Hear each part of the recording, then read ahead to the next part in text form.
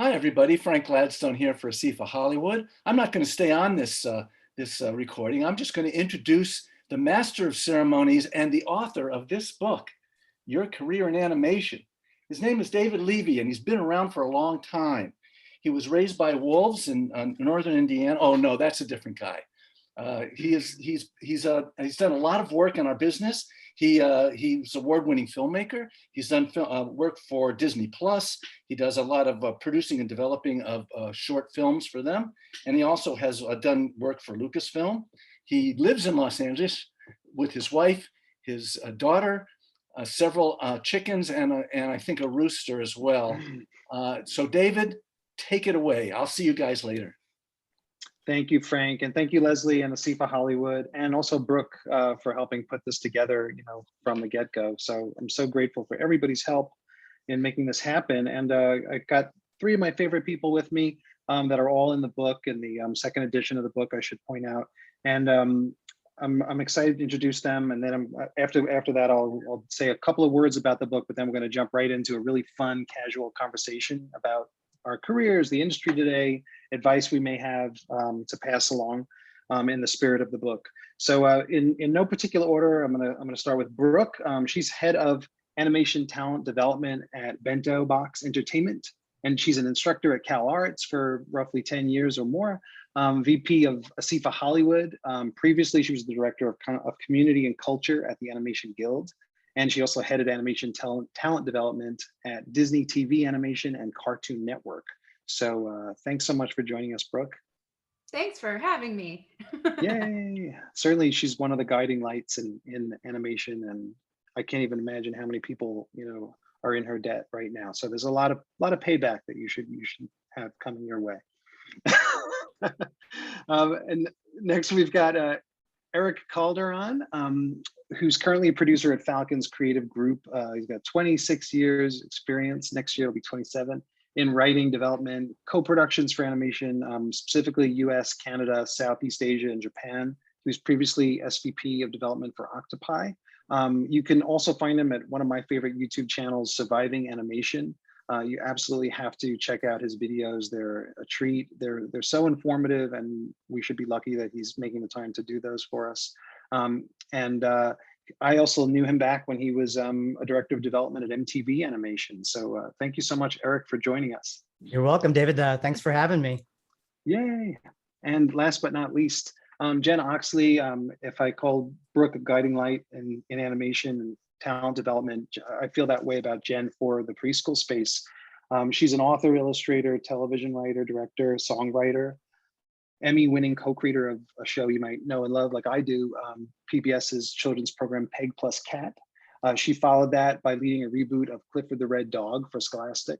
And she was previously the creative director of some amazing shows, Wonder Pets, Go Baby, Third and Bird. And she's was a frequent director of shorts for Sesame Street. And also, was an employee back at Sesame Workshop back in the day, and the founder of the studio SnowflakefilmsNYC. So thank you, Jen, for joining. Thanks for having me, Dave. This is awesome. Yeah, no worries. And yeah, there's no way to do justice to any of the experience and accomplishments of this panel. Like I'd be talking for an hour to try. So that's just a little soundbite. Nice. I really suggest everybody look up these fine folks on if this is an introduction to them. Or just dig in deeper and check them out on LinkedIn and where you can find them. Real quick, I want to say just a few words about like why this book or why a second edition. The original was written in 2004, or that's when I started to write it. It got published in 2006. So you're talking about a world, pre-social media, really pre-YouTube, right? Pre-Facebook, no Instagram, no like Twitter, not a thing, right? And certainly there weren't this diversity inclusion mandates we have now, we don't know Black Lives Matter, Me Too movement, so many social changes along with that. Of course, the media landscape being so different too, with streaming and just a whole different equation, for what our careers are going to be dealing with now. So the book dated, fairly rapidly. I think it just escalated. So, and but being like a new father of a 5-year-old, I wasn't looking to like give myself another thing to do. But the publisher reached out and said, "Oh, we think this book is still viable, but it really needs a refresh." So that was the impetus to do it. Because when someone asks you for it, you're more likely to jump in and go, yeah, I'll figure it out. I'll figure out a way to do it. But it did for me is it gave me a chance to expand the reach of the first book. If the first book was more, in my experience at the time, it was mostly a New York centric point of view. I've since worked 9 years in LA. The world has changed, as I just mentioned, and already. And it gave me a chance to then interview another 50 people that I missed the first time or weren't around the first time. That gave me a chance to kind of recreate more what the industry is today and should be tomorrow, right? So that was a huge opportunity. And if there's any agenda to the book, it was to show this is a whole new time, jump in, join us. There's opportunities available to people now that weren't available to people on this panel, 15 years ago or 20 years ago. So we want to make sure, we spotlight that in our conversation. But we're going to have a very loose, casual conversation. This isn't going to be something where we can't interrupt each other. And I want you, if you all have follow-up questions for each other, please do that. Jump in and just go for it. But I'm going to start off with a little question for the group, and you can jump in, whoever wants to go first. But I'd love you all to answer it. Do you have a guiding light or philosophy by which you've planned your career? And how does that help you make choices when you had a fork in the road, for instance? So does anyone want to take that? I will jump in. No, Brooke. Brooke. For me, thank you. Or let's all do it at once because Zoom is so great at that. For me, it's I've always seen animation as this kind of glob of clay on a wheel in front of me. And it's okay, how can I dent that clay? What can I do? Okay, I can go to CalArts and I can learn animation, and then I can graduate and try to work in this part of animation. Oh, that didn't work. I'll work in this part of animation, so, oh, I can go teach animation to inner city kids at the Watts Towers. I didn't know I'd get to do that. And that was awesome. So to me, it's just that lump is always there in front of me. And I'm just trying to do anything I can to it. Oh, I can help these people get jobs in animation. That's awesome. So that to me is just how I just have always been able to center my life around it in some way or another. Not always the way that I wanted it to be. And then in some ways that I never even thought it could be. And it ended up being awesome. Wow. But so do you feel like you've just had an open mind? Was that the way to make that work, that you could attack it from all different ways or be open to different paths that you didn't think about? Yeah. I mean, I was raised by hippies in LA. So maybe I was just kind of just part of the feeling in the house and, just how I was raised. But it's not anything I set out to do. It's something that I can kind of reflect on and think oh, that's kind of how I've approached it, and don't really think about it at all until someone like you asks me that. Wow, what a cool answer. Yeah. Awesome. Who else wants to chime in? I can chime in. I would say really early on, I realized that I just love cute things that animate. And I realized that kids TV, preschool TV and animation was kind of my sweet spot. So if there's a guiding force, I would say that I always looked for the cute. I looked for, the project that, was going to make me the happiest. And I tried to approach, any job really as if it's my own short personal film. That's Oh, it's awesome. beautiful. Yeah. Love that, Jen. Eric? Well, I'm thinking about it, and I guess there are two things that I've kind of kept pretty consistent. One is, I really love cartoons. I love them in the adult space and the kid space and the indie space. And I feel I always wanted to maintain a sense of just being thankful and fortunate that I'm actually in the industry and making cartoons. I mean, I think that I'm so thankful that I'm still working, so the survival part of me is just really just happy to be in the mix somewhere, somehow. And that's always kind of just kept me as a happy person, Yeah. But I think I'm always driving towards the lonely frontier. I think that's just something about what I do. So, I was one of the early guys going into Japan, and, I was one of the early guys doing adult animation. And then, when everyone was kind of doing this, I always wanted to go the other way. So it's, sometimes it can be a trailblazing path. Sometimes it can be pretty lonely, but I think that's what kind of drives me forward, is I just kind of I want to kind of hit left when everyone's hitting right. And yeah, so I mean, and even now, I'll kind of announce to you guys that I'm moving more into the location-based animation business, because Falcon actually builds theme park rides and theme park animation. So I'm now getting in this business of helping them make traditional cartoons, but it's moving me to Orlando. Oh my gosh. I know. Wow. So Breaking news. I know I'm gonna move to Wow. Orlando. We got the in a little scoop bit. first. You're I know you coming got back the to the scoop. East Coast. I know I'm going to the East Coast, right, Jen? Here we go. That's awesome, Yeah. Eric. Congratulations. That's Yeah, so cool. Yeah, congrats. experience, kind of like It's- we were neighbors. attraction. What? I just found out we were neighbors. I thought we were gonna hang out.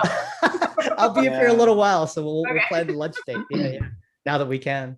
Wow. Well, that's amazing. We're definitely I'm sure that's gonna come up more in our conversation, but congrats, Eric. Really cool. It's cool to hear that. And yeah, it sounds like, again, that you're doing your own thing. You know, that's, you have like a unique path, and there's another example of it. I feel you know, I'm sympathetic to that, because I feel like early in my career, when I would see, okay, everyone's working on this show, and then the next show opens up or starts, and everyone seems to go to that show. That happened a lot in New York. And as soon as I realized, wait, but I want to do some specific things, and I started going off on like my own path, and it suddenly felt like me, and oh yeah, this is right, versus like joining this migration, because it didn't. I didn't even think my skills were the best for that, you know.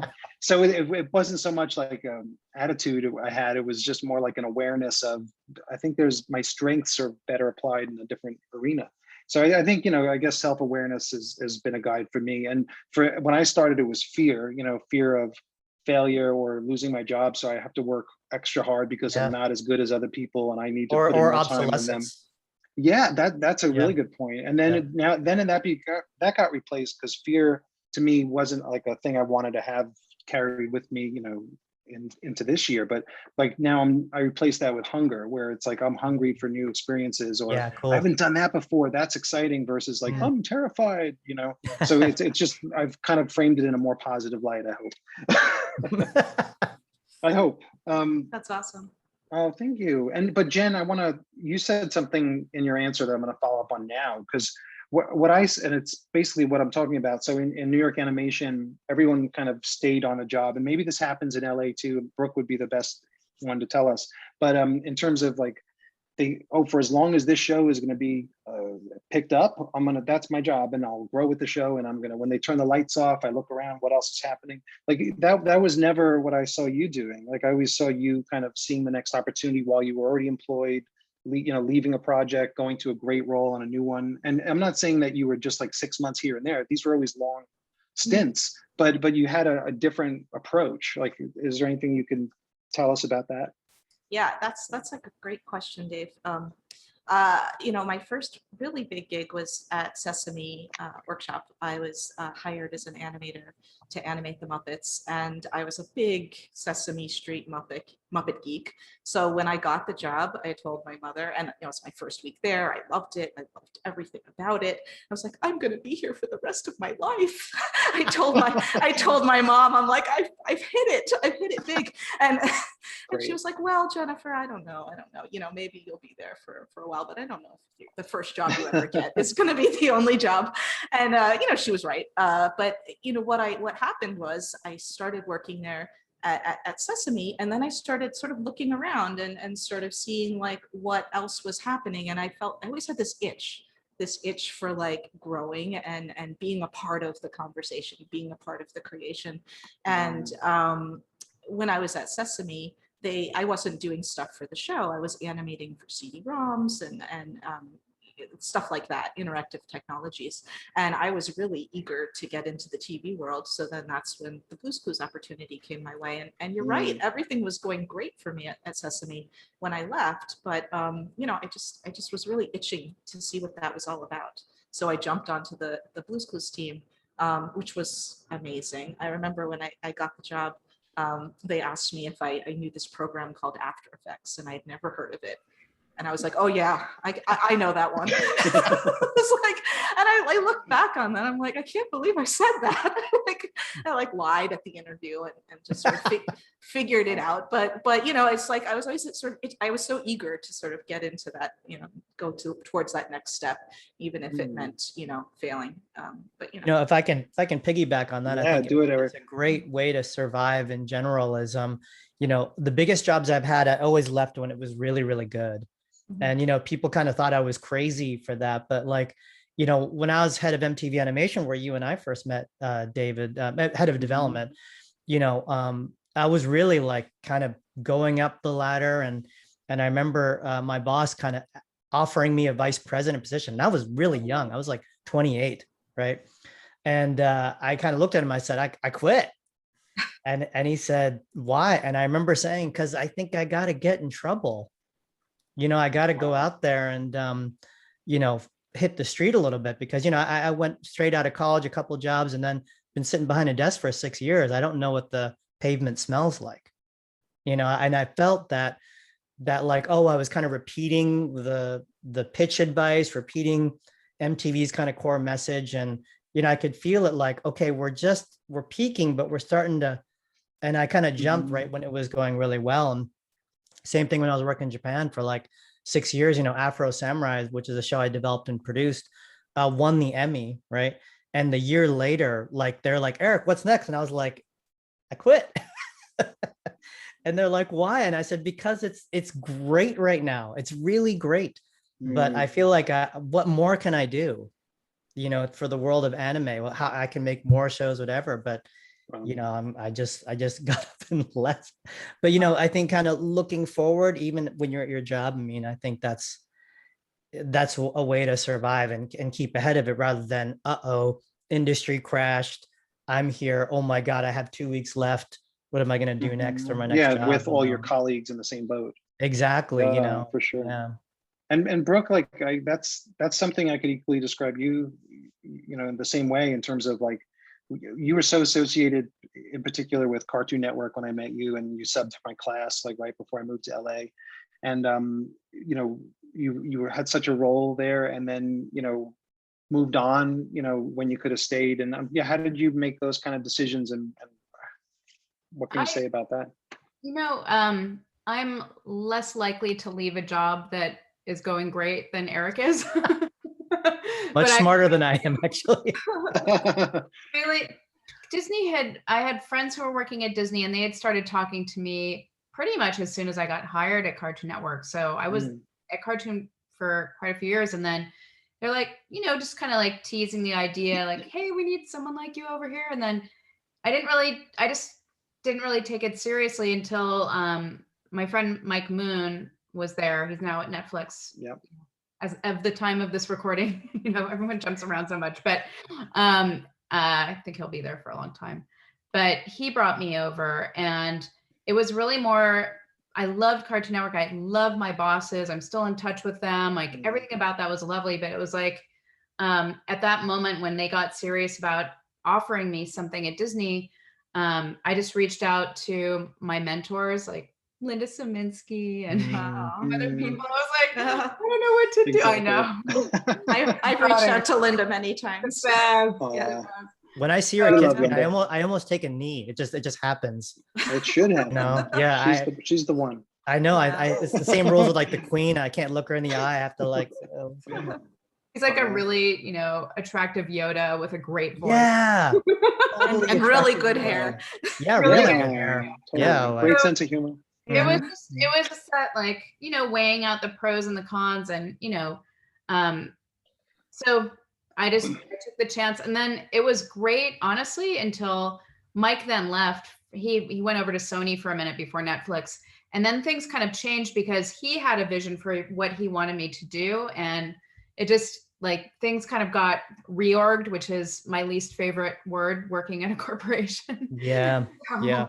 So I was like, this doesn't really fit. It was kind of everything that Mike had touched and brought in kind of started wilting as soon as he left the room at Disney, and they just changed their vision, whatever. So I left, did a little stint at the Animation Guild, but I love recruiting and I really missed it. And so Bento Box reached out and they had just been poised for a lot of growth. And we've actually doubled in size since COVID started. Congratulations. Wow. That was crazy. Like, Wow. and we added an Australian partner. Like we have a Great. studio in Australia that we didn't have before COVID. And we've always had the Atlanta studio, or not always, but we've had the Atlanta studio for a long time. And Mhm. I have never been busier in my life than in COVID. So is like, I would just like to say to the audience, whoever is watching this, you know, my jump to Disney, like I did feel regret after Mike left. I felt like, oh, maybe I did the wrong thing. I was so happy at cartoons. So you might have moments in your career and you just have to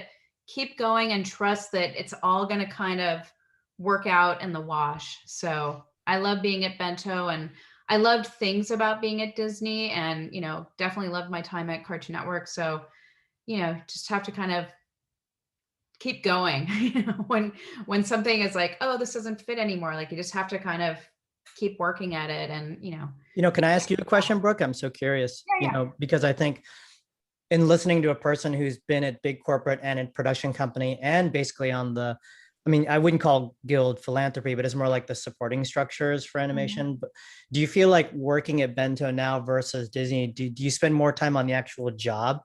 Because my perception of corporate is, you know, you spend a lot of time with stuff that's about the company and about, you know, and you're kind of like, I kind of want to do the job.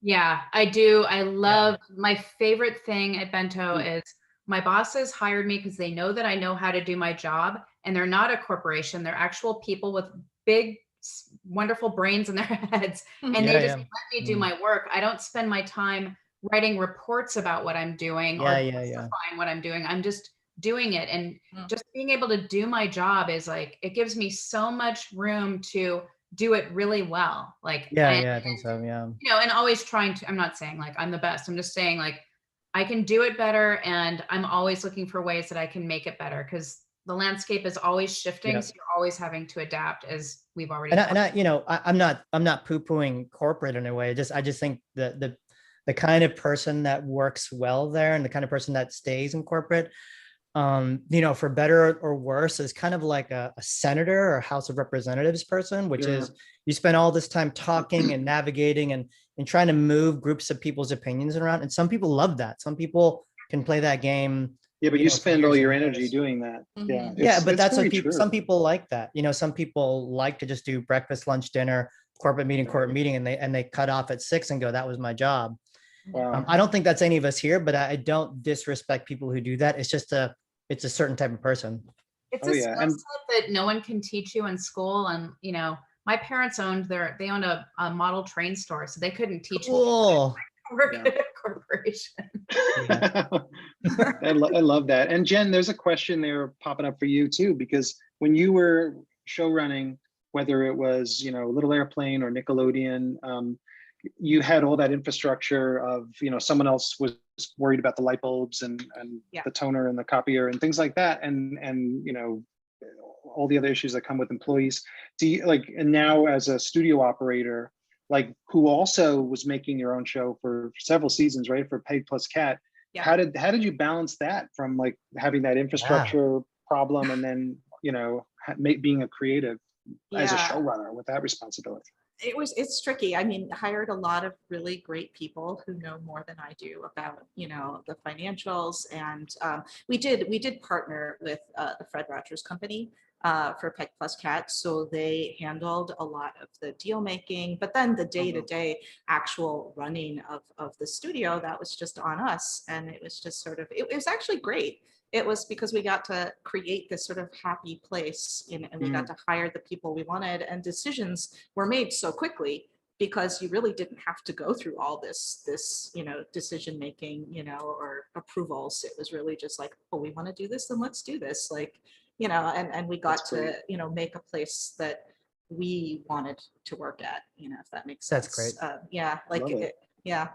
I'm trying to think. I mean, there are things that I really don't like about the company, like workman's comp, and you know, like dealing with like you know, paying into things, insurance, production insurance, like all that stuff that you have to go through. But you know, you just sort of hire the people to help you out. And really for me, it's like I never wanted to take on too much to the point where I wasn't able to draw and animate and write and do the things that I love to do. So that's the balance, really. It's just making sure that it doesn't get to the point where, you know, I'm in just meetings like what you all were talking about. Got it. And then What is that toy behind you? Go It's ahead. killing me. The Which one? 8-track. Oh, this? Yeah, I had it when I was a kid and I can't remember. What is it? It's 2XL. 2XL. It's a little robot, right? Yeah, it Oh, okay. plays I remember 8-track tapes. Yeah, thank you. I remember that 8-track toy, and it was like you were talking, I was listening, but at the same Yeah. time, I was like, I had that. I need Yeah. to know its name. All right, thank you. Sorry, thank I you. love it. Yeah. So that's Wow. great set dressing right 2XL. there. And Eric, there's a question it's occurring to me to ask you, which is, you're someone like Jen's talking about all the things that she wants to still do, you know, and still gets to do even despite, you know, running a studio, but you're on the producing development side for a lot of your career, but you're also a writer. You know, you're really a creative person. That's not just the person who's going to give great notes to the creator, but you're sometimes the creator too, right? Yeah. And writing a screenplay or what have you. So how do all those things inform what you do and make you, you know, the executive that you are? Well, you know, it's been, you know, when I created Surviving Animation, I almost created it as a joke because, you know, I was talking to an executive I hadn't talked to a long time, and I was on social media doing CrossFit like for like years of my life, just because I was one of those guys, you know. And the first thing the person asked me is, "Are you still in animation?" And I was like, "Yeah, I'm still here. I'm still surviving." And like it just dawned on me that it's easy to kind of like fall to the wayside and come back. But, you know, I think what I've kind of aspired to is to really just be an entrepreneur. And sometimes you have to go in the room, and if that room needed a writer, showrunner, then I had to try to take that role. And if another room needed me to be a purely development executive, then I would try to take that role. And, you know, I think over the years, I found out what I'm good at, what I'm average at, and what I'm really terrible at, you know. And, you know, the longer I go, I find that, you know, being a development exec, being a coach, really trying to help people and trying to take ideas from this amorphous thing into a structured, you know, properly formatted thing, that became my bread and butter. And I'm like an okay writer. I'm fine, you know, in that maybe like a collegiate screenplay professor might be, you know, which is, I could have all the rules, but man, I just can't rock, you know. Some people just rock, you know. And then I found out that I'm a really, really below average director, like really not good at all. And then just a terrible, terrible lawyer, you know, because I'll just do stuff because I want to, and I won't Yeah. care if people pay me, and I will like give up Same. every term, and I'll be like, yeah, that sounds awesome. Will you send me t-shirts? So it's like, you know, I'm just terrible. And I'm also terrible a too. pretty terrible production manager too. I'm like, we'll probably get it done in time. And, you know, I don't know, a couple of weeks for that. I don't know, take a month, maybe 2 or a couple of days, you know? So, you know, I think when you start to find all those things, you start to carve your path towards what you're better at, and you steer clear of what you're awful at. And to Jen's point, you try to hire around what you just don't want to do, what you can't do, and what you shouldn't do. Yeah. And so I guess Love that. that's how I kind of found my way forward. And luckily I had enough skills to keep working in the business. And, you know, I try to have a self-awareness that like, oh, I'm going to be horrible at that, and I stay away from it.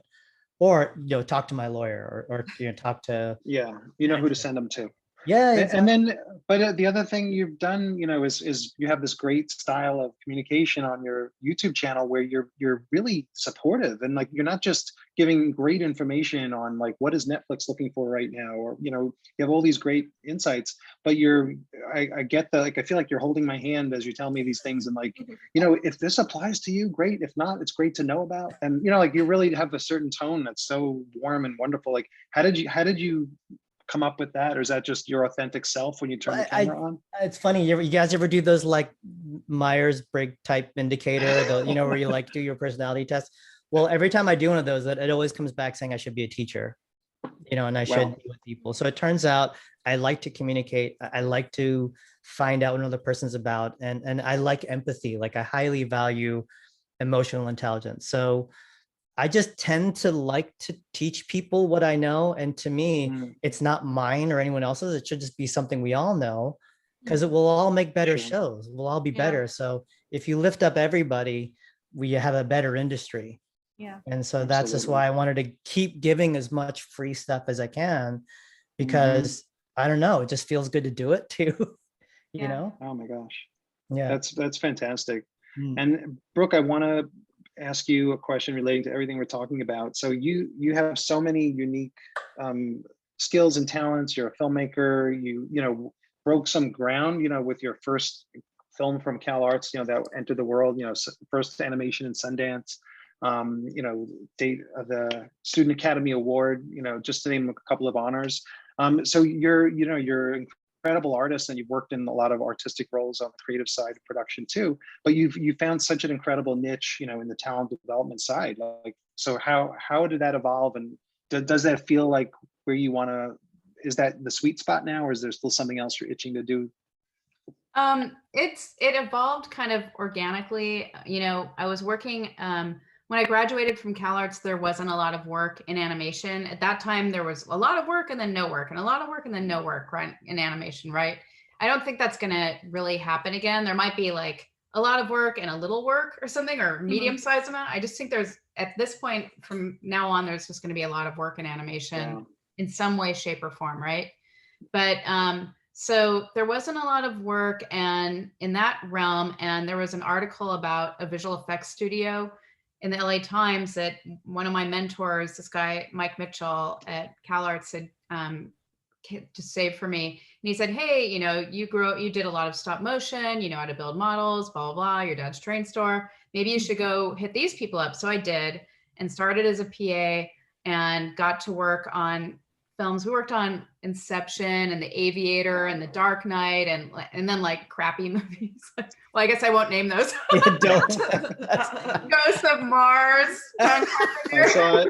which I Yeah, actually it's John, love. it's John Carpenter. You got to I see know, it. it was so great. The one with Ice-T or the Ice Cube? It was Ice Cube. Yeah. Yeah, it was I Ice think so. Cube. Oh wow. So while I was there, it was a small studio. I'm still really close with the owners, and I just we got along, and I got to do art stuff, production stuff. And there was one time we were in between jobs, and I was there working on some production thing, and there were just like portfolios stacked up. And at that time, people brought their big leather bound books, their portfolios in, and they were just collecting dust. And I said to my boss, like, do you want me to go through these and kind of like rank them, or do something with them? Because these people probably want to get them back, and maybe we want to hire some of these people. So that was my first little baby aha moment. Like, oh, maybe I could Wow. recruit. Like, so I started helping them recruit, but I didn't have that title.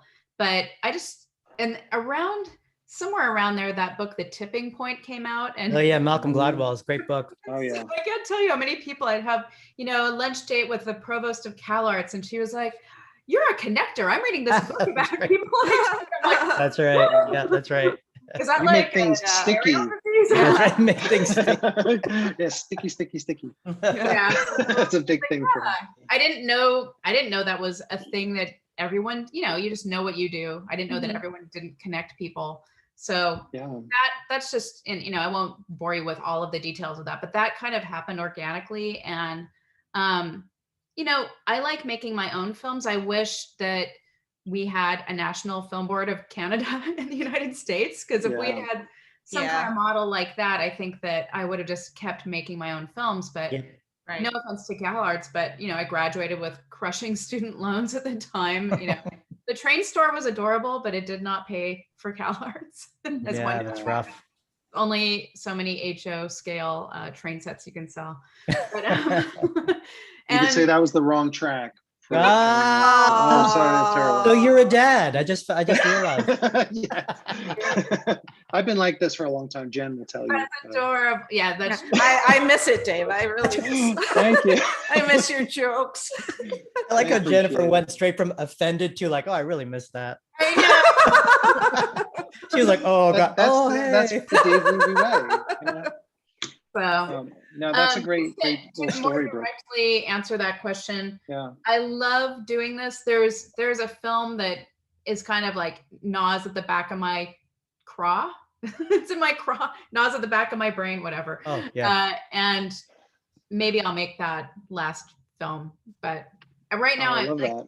I don't think that people think of what I do as a creative job, but I think of it as very creative. I feel like Me you know, too. my bosses have given me space to make it what I think it should be and expand it the way I want to. And I love people. I miss people being in COVID. So, And Brooke, you know, the reason you're definitely right. I mean, it's casting in a way, right? Because Mhm. so isn't who Mhm. could say like great casting director is not creative in how they can envision who's the right fit for a part or suggest, right? So yeah, I absolutely agree with you. And Jen, I want to throw a question back to you, just because we just brought up dads and I guess parents. So you're, you know, you have two lovely children, and but you didn't, you know, way back when you got the preschool bug because of cute content, you know, pulling you in. But now as a mom, parent, you know, a mom/parent creator who's, you know, still working in the preschool space, like has that changed your approach in any way, or like how you develop projects, what you think the audience would need or want? Yeah, you know, I feel like I've always had the ability to sort of like tap into my inner child.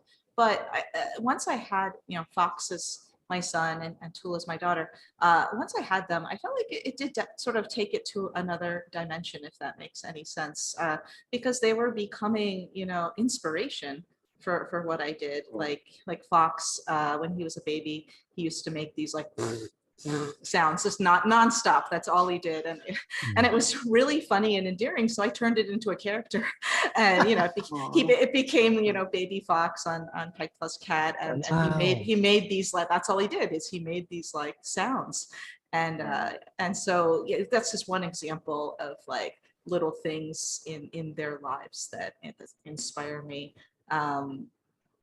And I'm trying to think. I guess another thing, the inspiration is one way to answer it, but another way would be I try to be careful not to put so much stock in what they think, because you know, because I feel like they're just two kids and they're living their lives, and there's so many other kids out there that are living their lives. So when I'm showing them my work, you know, I try not to put too much stock into, well, Fox loved it, or Fox didn't like that, or Fox got that right away, or you know what I mean? Yeah. It's just one. I try and remember that they're just one kid, and you know, one group of two kids who are living their lives, and there's so many other kids out there. So I guess That's really smart. Like I just did something with my daughter where at Disney, one of the things I half the projects on my team slate are ones we develop and produce ourselves. The other half come to us, they're like company mandates and anniversaries and time, you know, milestones, tentpoles.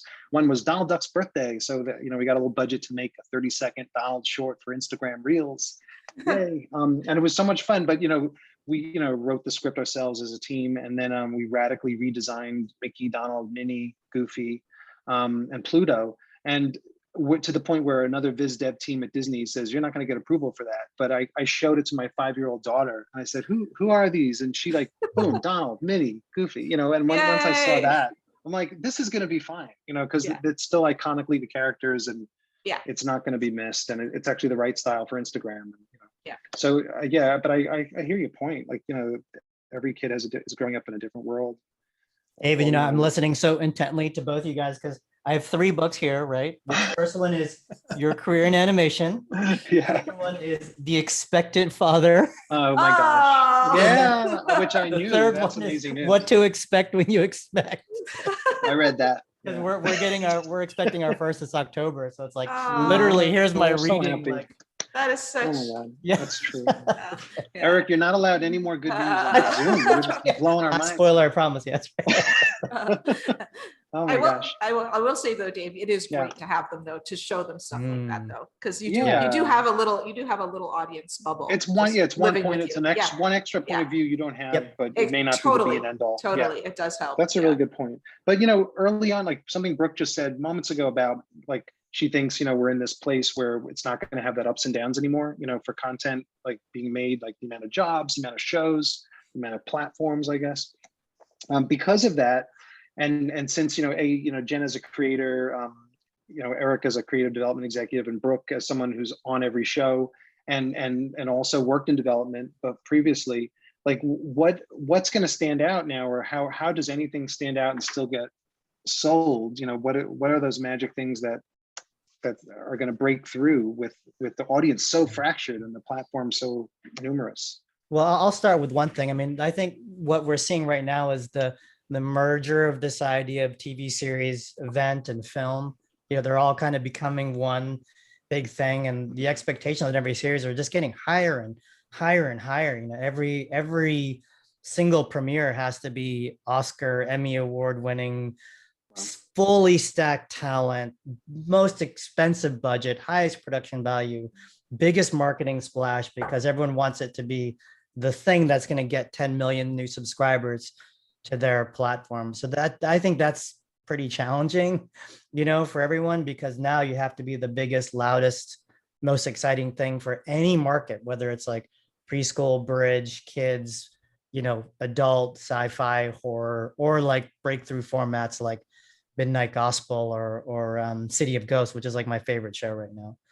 So it's tough. I think it's really, really tough to compete at that level. At the other side, I do think that some of those platforms are just going to help success through the infrastructure that they're built in. I mean, you think about like a Noggin, right? So Noggin exists on devices, and it's already got kind of like a predetermined marketplace, which is going to get a massive penetration just because it's sitting right in front of kids. So, I think you got to always remember that sometimes the infrastructure itself will just drive something to be moderately successful. But then the other side is, this packaging insanity right now is tough for anyone trying to pitch. Thanks, Eric. Yeah, it's hard to imagine like a SpongeBob, all in hit like coming out of such a fractured landscape. But moderately successful could be the goal now. But any other thoughts? I was gonna say, it's different. We're all older than some people and younger than others, right? So but we all remember when it was just like the show. We all watched the show, and then we talked about the show the next day at school or the next day at work, and that's fractured. But I do think that I really love how it is now, because there's a chance for so many more voices, so many more types of stories to be told. And even if they don't all hit like the major numbers, there's places for those things to exist that those places didn't exist before. So I'm not saying one is better or worse, but I'm enjoying now because that wasn't like that before. I mean, I always think like if I graduated now and, like if I was graduating school right now and had a film that was doing well in festivals and blah, blah, blah, like I would just be like a kid in a candy store with all of the different opportunities that exist now. Like, oh, I'll go, make some gifts for a while for a studio, and then I'll, do this podcast and blah, blah, blah. It's like, there's just, not that I can't do that now, but I'm more into like helping other people do that. But I also want to say, I think what you mean by being successful is really contextual, because, if you have, what I like to say is I have like an 8,000 and change audience on my YouTube channel, right? It's successful because the money I put in is smaller than the money I get out. I get like a couple $100 of, ad revenue, which is nothing, but I get thousands of dollars in constant consultations. So probably 30, 40, 50 grand in total, since, even the last year. You mean people reaching out because they see that's the correct. podcast? That's awesome. That's really correct. cool. So, I've had, in the last 6 months, something like 77 consultations. Wow. And these are people from like, wow. I have a guy from Omaha. I have like a Google engineer. I've got some, my job from Falcon came from consultations of people finding my YouTube channel. So, if you think about someone who has YouTube as a platform that do animation, and they've got 2 million subs and they're making, 15, 20 grand a month, and they're animating with 3 people, that's success. Oh yeah. So you don't need to have ratings and Nielsen's and marketing budget to be, successful in any kind of show. And what's great is that we can all make things that we are destined to make, the things that we love to make the most. And I always go back to that old, like I heard this somewhere in the 90s, but it's like, all that matters is that the production cost of what you make is smaller than the revenue coming in. That's success.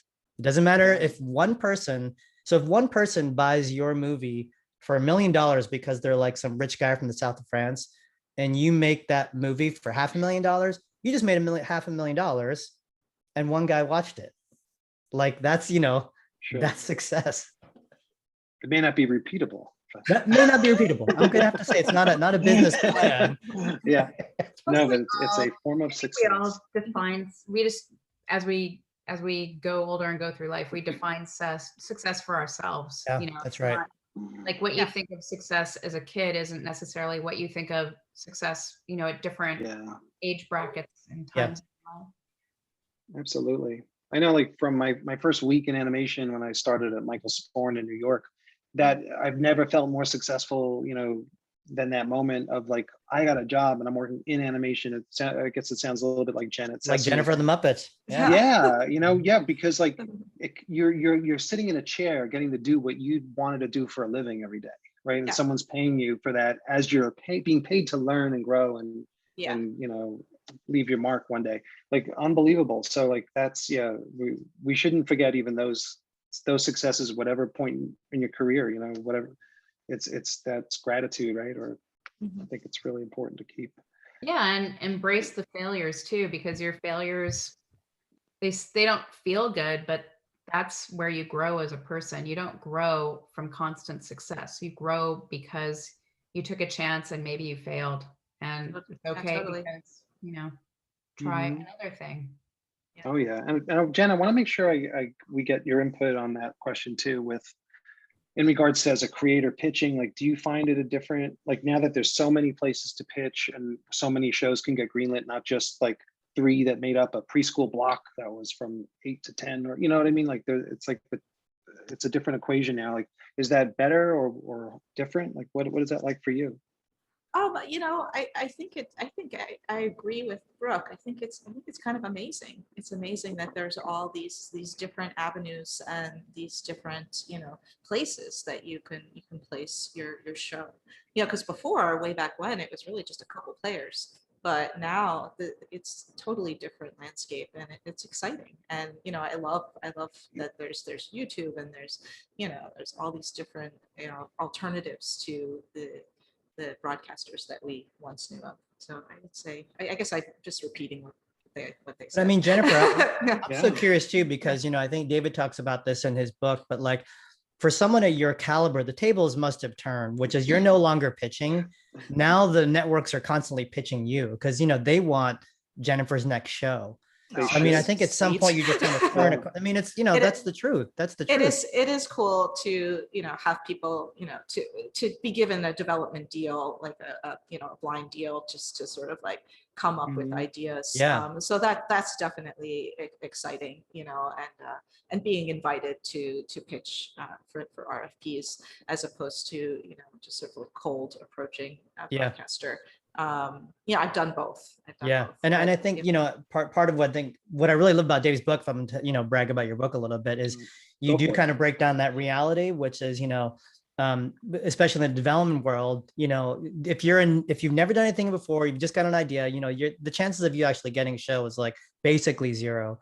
And I tell people that all the time to their incredible dismay.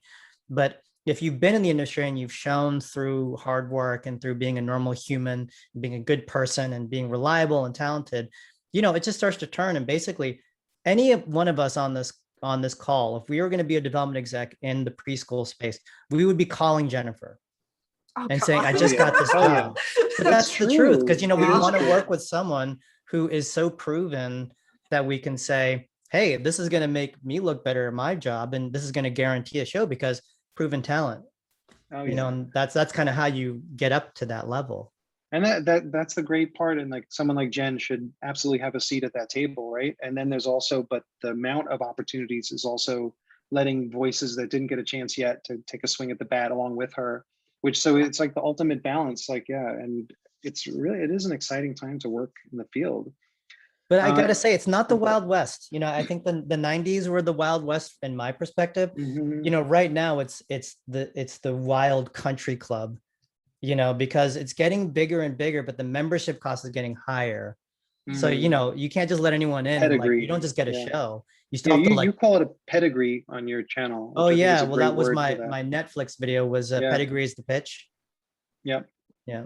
Yeah, and it makes sense. And what's interesting, just in terms of that, it's the gigantic thing. If you just look at Netflix, like they have their own development for in each category, right? Whether it's preschool, kids, you know, adult or sitcom, whatever we're calling it. And then they have also these people like Chris Nee that have deals for, like, you know, okay, 5 Chris Nee shows this year, please. And then Nancy Cantor, which I assume her deal's happening, something similar to that. And so they have all that reach. Like, it's not even just one, like, internal development team that's doing 10 shows. There's, like, a lot of branches to it. Mm-hmm. It's really interesting. Mm-hmm.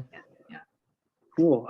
I think we're probably going to wrap up pretty soon, but I want to make sure I get to ask a wrap up style question. I would love to talk all day, but I know everyone's got lives and things to do. And it's late for Jen in New York right now. Oh, It's I getting know, late. Jen. Thank you. Oh yeah, actually, this is actually great timing for me, I have to say, having kids. All right, kids are Yeah, asleep. yeah, it's so much. 9 o'clock is ideal. Woohoo. See, I did that for you. Yeah. All right. So if you could go back and give yourself advice, you know, at the beginning of your career based on your experiences now, since then, you know, what would that be? Like, what would you say to yourself? What would that pep talk be like? Because I think that's important for our most impressionable viewers. Anyone in any order you want to go. It would be that it's a long game. You don't have to get your dream job right out of school. That's great if you do. You will have many dream jobs along the way, and you'll have a few clunkers along the way. And it's definitely a marathon, not a sprint. Be nice to people along the way. Do your work hard. Don't burn bridges with people. You know, just be a good person, work hard, and know that things will work out. You know, if you keep working hard, things will work out. And also be honest with yourself about your skills. As a recruiter, I see a lot of portfolios from people who just like, do you think you can draw the style of the show? Like, you know, sometimes a portfolio comes in and it's just like, you need to work on those drawing skills or whatever. So just like keep making work. It's not just keep trying, but like keep making work that's going to get you those next jobs. For me, I would That's just great.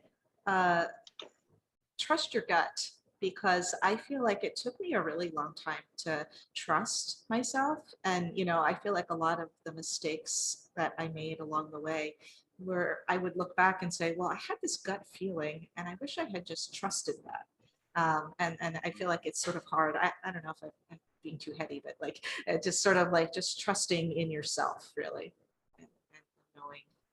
I've got a funny one. I wish I would have told myself younger to be better with money. You know, because I think when you're in an industry that has like a lot of up and down, you know, it's easy to, I got this sweet job, I'm going to spend all this money and, you know, get this car, dress really nice, whatever. But then, you know, this is not a stable industry. And, you know, you could go 3 years working, 5 years working, but when you're that 6 to 12 months out of work, it hurts really, really bad. And I think, you know, just setting yourself up for knowing that there's going to be feast and famine and always squirreling away when you're earning well. You know? I just think like if I told myself that when I was younger, I would have had a much easier 2010, 2011 when things really hit the floor. But I had a great mentor at CalArts, Gary Schwartz. You know him, right? yeah.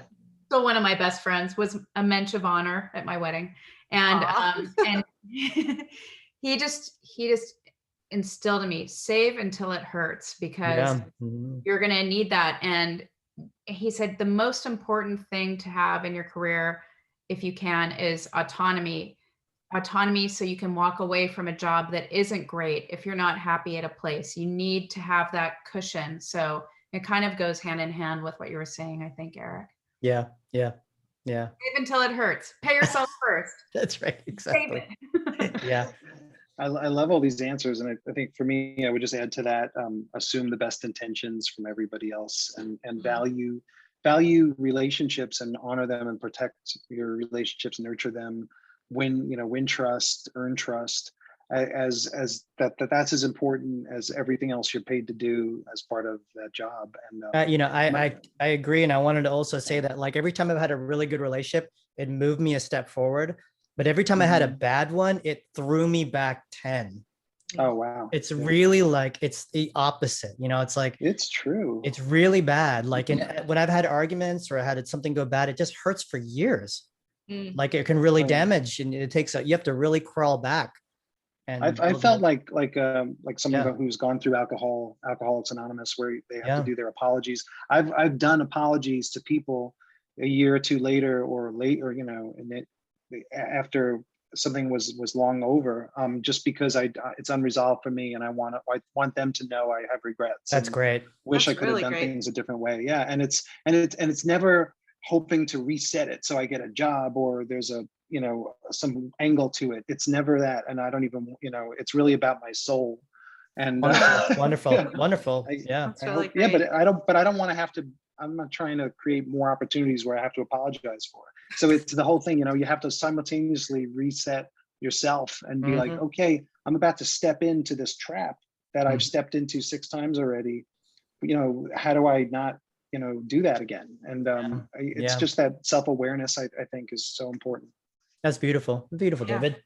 Yeah. Oh, Yeah, thank that's you. excellent. Wow. And Jen, real quick, because you talked about your gut check, like, do you feel like have you gotten to a place now where you do listen to that voice and it makes your decisions for you, or I where is feel that like now? I finally am getting there. I definitely, as a director, as an artist, as a business owner, I always try and think, well, what's right? What's the right thing to do? And what in everything really, in the character I'm designing, in the scene I'm directing, in the person that I'm giving notes to, what's the best way Yeah. to give notes to this person so that they're on my team, because I want everybody to feel like, they're doing their best work. So anyway, it's just sort of what's right. Let's trust your gut kind of thing. That's fantastic. Well, I'm so grateful that we all got to spend an hour together and talk about our careers, our lives, our successes, our regrets, the whole shebang. So really, thank you, Brooke. Thank you, Eric. Thank you, Jen. Thank you, Frank, guys. Leslie, ASIFA David, Hollywood. thank you for your book. Yeah, Really. thank you. You're doing a great thing to the world. And I appreciate it. I'm a big fan. Yeah, me Oh, too. and I'm a big fan too. of all of you, and thank you so much for being in the book and just honoring me with all your wisdom. So thank you, everyone. I hope ASIFA Hollywood enjoyed this, and we'll catch you real soon. Bye. See you later, everyone. Bye, everyone.